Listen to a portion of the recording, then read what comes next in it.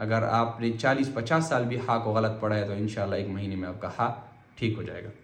الف با تا، یہ ہم نے پڑھ لیا تھا۔ اس کے بعد ہے ثا۔ ثا زبان کا سرا اور اوپر کے جو دانت ہیں ان کا سرا آپس میں جب ٹکرائے گا تو ثا ادا ہوگا، کوئی اس میں راکٹ سائنس نہیں ہے۔ جیم جیم، کوشش آپ نے کرنی ہے کہ یہ ناک سے ادا نہ ہو، جیم اس طرح ادا نہ ہو، یہاں سے جیم جیم، تھوڑا سا آپ نے لمبا کرنا ہے۔ 4 الف کی مقدار، 4 الف کی جو مقدار ہے وہ کیا ہے؟ جیم۔ اچھا اس کے بعد ہے ہا۔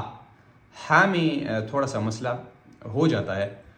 ہا اکثر ہا کو اکثر لوگ ہا بولتے ہیں، تو یہ ہا نہیں ہے، ہا الگ ہے، ہا الگ ہے۔ اس کو ہم نے ٹھیک کیسے کرنا ہے؟ اس کی ہم نے ایک پریکٹس میں آپ کو بتا رہا ہوں وہ کرنی ہے۔ اح اح اح، اس کو دن میں 100 بار آپ نے اس پریکٹس کو جاری رکھنا ہے۔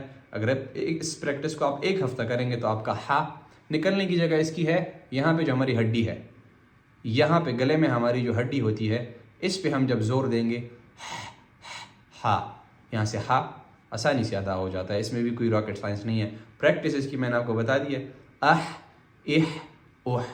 اگر آپ یہ پریکٹس دن میں 100 مرتبہ کریں گے اور 1 ہفتہ کریں گے تو آپ کا ہا کا مخرج جو ہے وہ، اگر آپ نے 40-50 سال بھی ہا کو غلط پڑھا ہے تو انشاءاللہ 1 مہینے میں آپ کا ہا ٹھیک ہو جائے گا۔